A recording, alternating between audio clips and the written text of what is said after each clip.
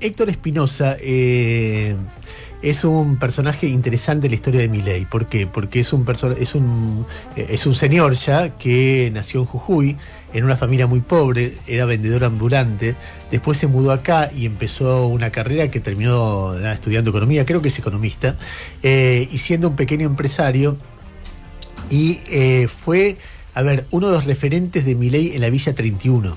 Armó en la época de la pandemia un bar que se llamaba Bar Liberty, donde iban todos los libertarios. Primero Maslatón, iba Santiago Oria, que es el director de cine que hace las películas de Milei. Iban distintos. Cuando Milei va a la Villa 31 por primera vez y ves en la película que hace Milei sobre la campaña del 2021, se lo ve a Héctor Espinosa hablando con Milei. Él vino acá varias veces, lo entrevistamos un par de veces contando la historia de cómo él se hace libertario, y naturalmente él tiene una visión del fenómeno de la pobreza en esta época que es interesante por el lugar de donde viene escuchar, y que es una visión alternativa a la nuestra, que nosotros tenemos en estos tiempos opiniones realmente bastante firmes, pero que eso no significa que tengamos la verdad absoluta. Así que tenemos el gusto de saludarlo. Héctor, buen día. Ernesto Tenemos te saluda. ¿Cómo te va?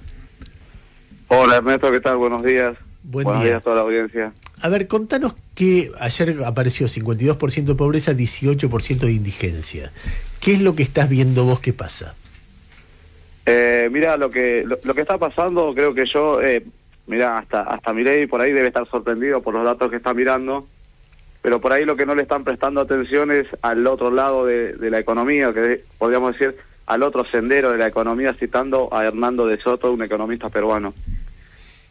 Haciendo referencia a la economía informal o a la economía que no contabiliza el INDEC o la metodología del INDEC. Entonces, lo que yo había dicho es que ese incremento de la pobreza que está pasando hoy al 52% en el caso de las personas y al 18,1% en el caso de la indigencia, es un pass-through que se está dando, sí, producto de claramente de que las personas están buscando un resguardo. Entonces, salirse hoy del sistema formal, claramente, o ya, esto no está pasando ahora, sino que hace mucho se viene desarrollando, salirse del sistema formal y pasar a ser informal, hace que esto no se registre, cuando en realidad en el mercado informal probablemente esté pasando lo contrario de lo que realmente está pasando en los datos que refleja el INDEC. ¿Vos decís que entonces, en el mercado informal la gente hoy es más rica que hace 8 meses? Tal cual. Exactamente. No hace 8 meses, durante los últimos 8 años más o menos, yo no tengo un medidor para hacer eso, pero claramente uno cuando sale a la calle registra ciertos datos y los va registrando y va viendo que, a ver, por ejemplo, que se está dando un fenómeno diferente en la sociedad, en las economías informales. Por ejemplo, dame ejemplos, que cosas que hayas visto o historias personales que vos digas explican esto que estoy contando. Por ejemplo, mira, te pongo un ejemplo. El barrio en la 31 durante los últimos más o menos 10 años, si bien a la gente le costó un poco más cada vez que, porque convengamos que en la Villa 31 hay gente que sale de la 31 y trabaja en economías formales, no es que son todos informales, pero se ha notado un crecimiento en la riqueza de las personas. Ahora, Héctor, perdóname, yo obviamente no te puedo discutir datos porque sos vos el que está dentro de la Villa 31 y tenés como una mirada mucho más precisa que la que podemos tener nosotros, que vamos una vez cada tanto. Pero el proceso de pase, y de pase no elegible, sino porque sucede porque te echan o porque cierran las empresas o por distintas cuestiones de la economía, de la formalidad a la informalidad, si vos ves los datos de la economía argentina, se produce hace muchísimo tiempo. Y entonces el INDEC sigue midiendo de la misma manera. ¿Por qué ahora aumenta la pobreza con la misma forma de medir el pase de la formalidad a la informalidad que años atrás? Pero no te escuché bien, ¿cómo dijiste lo último? No, lo que dice Gustavo es que el INDEC mide siempre, y también mide la economía informal porque surge de una encuesta, no surge de los datos registrados de la economía formal, los niveles de pobreza. Claro. El INDEC sigue aplicando la misma metodología. De hecho, fíjense ustedes que el peso que le da al tema de los gastos en electricidad, ¿sí? el peso que le da no es el que realmente le debe dar. Hoy se tendría que dar mucho más porque el nivel de salario a pagar los costos los incrementos en costos de electricidad y demás son mucho más, entonces debería darle más. Es más, te tendría que faltar más en el índice de la pobreza. No debería reflejar esto que está reflejando ahora, porque justamente Héctor, la metodología no le está dando mucho peso a lo que realmente debería dar más peso. ¿Qué te pasa a vos con el gobierno 9 meses después? Perdón, ahí termino. Por eso es que yo termino diciendo, hasta Milei debe estar sorprendido, pero en realidad no está mirando algo bueno, producto de la mejor respuesta de la sociedad, ¿sí? Buscando justamente a esto de salir, no porque quiere, sino porque empujado por lo que sea, por la burocracia, por un montón de cosas, por un montón de complicaciones que se dan en el mercado formal, entonces se va saliendo. Y conviene, porque yo también, es más, siempre lo digo, yo no hubiese salido de la pobreza si no hubiese estado en el mercado informal. Yo salí de la pobreza por estar en el mercado informal, Héctor, no por no estarlo. Está claro. Sí. No, te quería preguntar, ¿qué te pasa a vos casi 10 meses después con el gobierno? Mira, hay un montón de cosas desde el punto de vista económico que se han saneado. Si bien es duro, duele, lo han dicho mucho. Axel Kaiser hace poco estuvo en Salta, que lo fui a ver, un economista chileno. Comentaba cuál era la visión que hoy estaba teniendo el mundo de nosotros. Yo no conozco el mundo, sino es por leer diarios o por ver notas y demás, pero esta persona camina, anda por diferentes países, entonces contaba esto, ¿no? Que de cómo nos están viendo. Entonces, esto que está pasando en Argentina es único, si bien desde el punto de vista político hay un montón de errores, que eso después podemos hablar y hacer fiesta de eso, pero desde el punto de vista económico se está saliendo la economía y eso duele, eso cuesta. No es fácil, después de muchos años de haber entrado en un sendero de empobrecimiento creciente. Ahora, entonces, no hay algo... es duro.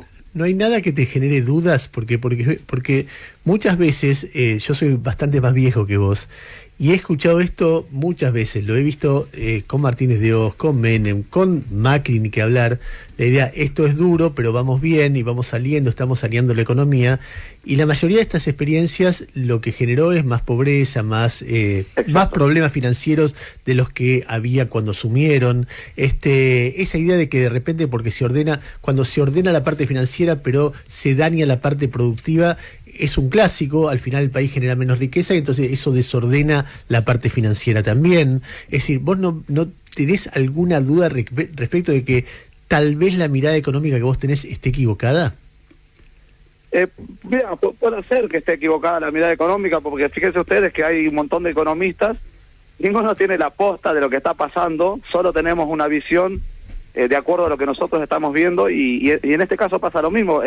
Fíjense, de hecho lo dice permanentemente Maslatón, o sea, la cuestión financiera no se está arreglando, lo dice él, no es economista, pero tiene bastantes datos de la realidad financiera.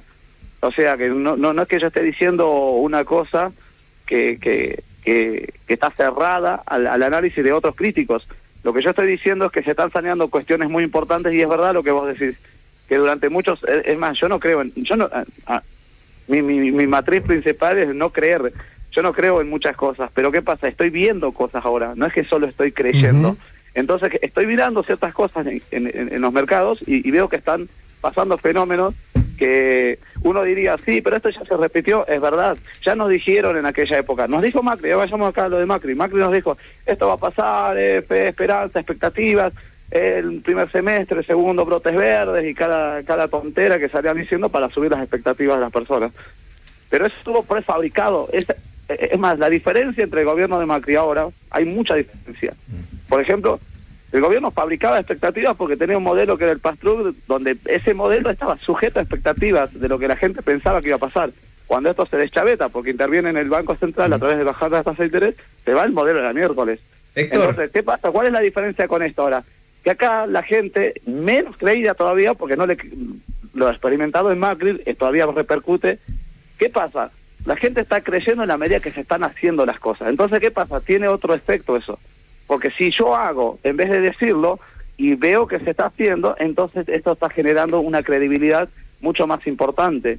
Entonces la credibilidad hoy es la piedra angular del gobierno. Héctor, la credibilidad no tiene que estar sostenida, o no está sostenida hoy la credibilidad, a diferencia de Macri, en expectativas positivas. Héctor, si no está sujeta en la realidad que se está haciendo todos los días. Jairo te quiere hacer una pregunta. Sí, Héctor, ¿qué tal? Buen día.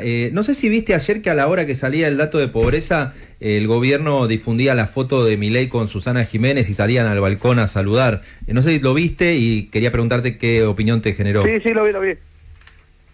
No, eso es, disculpame, ¿no? Pero eso es circo para mí. Hay cosas que no, está bien, o sea, a ver, todos los respetamos a Susana Jiménez, yo también, o sea, por la trayectoria y todo. Cuando digo es circo, no estoy diciendo, no estoy pegando del gobierno, sino que son cosas que no hay que ver, no hay que prestarle atención, discutamos cosas serias. Esto de la pobreza me parece bueno.